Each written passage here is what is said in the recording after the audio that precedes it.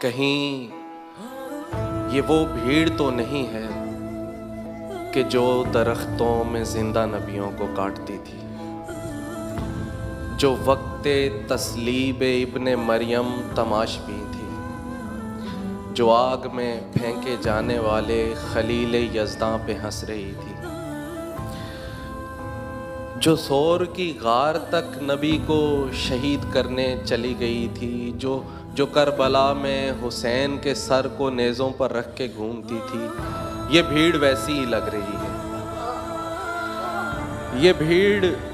دعوے تو کر رہی ہے ایک ایسے انسان کی پیروی کے جو اپنے دشمن پہ مہرباں تھا، اگر کہیں کوئی کوڑا پھینکے تو مسکراتا، اگر خدا بھی کہے کہ طائف کے سنگ باروں کو بد دعا دو تو وہ انہیں بھی دعائیں دیتا، جو فتح پاتا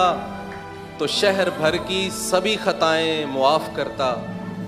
جو قتل کرنے کو ڈھونڈتے تھے انہیں بلا کر گلے لگاتا۔ یہ بھیڑ دعوے ہی کر رہی ہے، یہ بھیڑ لوگوں کو کاٹتی ہے، یہ بے گناہوں کو مارتی ہے، یہ مسخ کرتی ہے لاش تک کو۔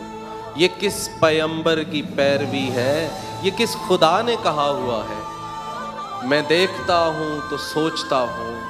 یہ بھیڑ جس میں ہزاروں ریپسٹ، لاکھوں راشی،